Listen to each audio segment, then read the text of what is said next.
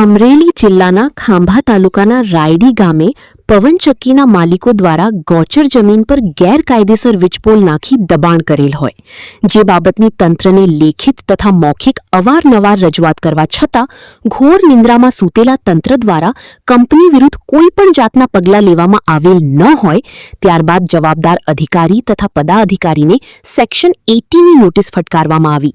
જેમાં તેઓને 2 મહિનામાં દબાણ હટાવવાની કાર્યવાહી કરવાની હોય છે પરંતુ 2 મહિનાના બદલે 5 મહિના વીતી જવા હોવા છતાં પણ કોઈપણ જાતની કાર્યવાહી કરવામાં આવેલ ન હોય અને નોટિસનો પણ કોઈ જવાબ આપવામાં આવેલ ન હોય જેથી કરીને હવે આ ઘોર નિંદ્રામાં સૂતેલા તંત્રને જગાડવા માટે હવે હાઈકોર્ટનો જ સહારો લેવો પડે તેવી સ્થિતિ ઉત્પન્ન થઈ છે કારણ કે કંપનીઓને તો કાયદાની કોઈ બીક ડર છે નહીં અને તેઓએ તો કાયદાનો સરિયામ ઉલાળ્યો કરી નાખ્યો પરંતુ શું તંત્રની જવાબદારી નથી કે ગોચર જમીન પર થયેલા ગેરકાયદેસર દબાણને તેઓ દૂર કરી અને કંપનીઓને કાયદાનું ભાન કરાવે કે પછી તંત્ર પણ કાયદાની ઘોડીને પી ગયું છે